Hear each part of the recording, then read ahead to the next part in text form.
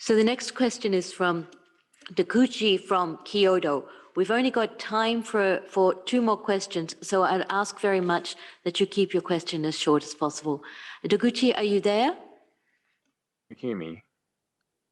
Hello? Yes, we can. Please go ahead. Yeah, hi, this is Tomohiro Deguchi with Kyoto Japanese News Agency. Question to Dr. Ryan on the Tokyo Olympic Games. What was the advice that WHO have given to International Olympic Committee and Japanese government before they made the decision? Thank you. Thank you. We have been working thank you for your question. We've been working over many years with the International Olympic Movement in providing them with risk management advice for many of their events, going back to Rio and previously. We do not take any final decisions when it comes to the staging of events or not.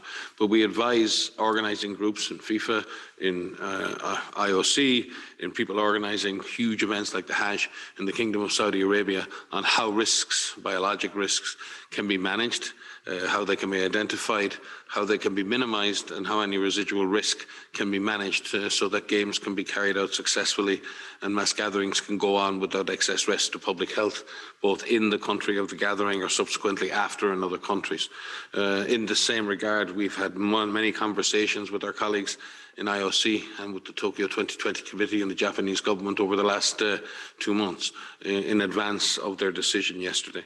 And we continue to provide them up to yesterday with advice on the developing and escalating pandemic, the likely situation that may pertain later in June and July, and notwithstanding the excellent efforts of Japan in containing the disease, there are other factors that had to be taken into consideration, which would include potentially the situation in many other countries that might pertain at that time, the difficulty of movement, and the risk that might be associated with disease arriving in and potentially subsequently moving from Japan to other areas. So many issues were put on the table.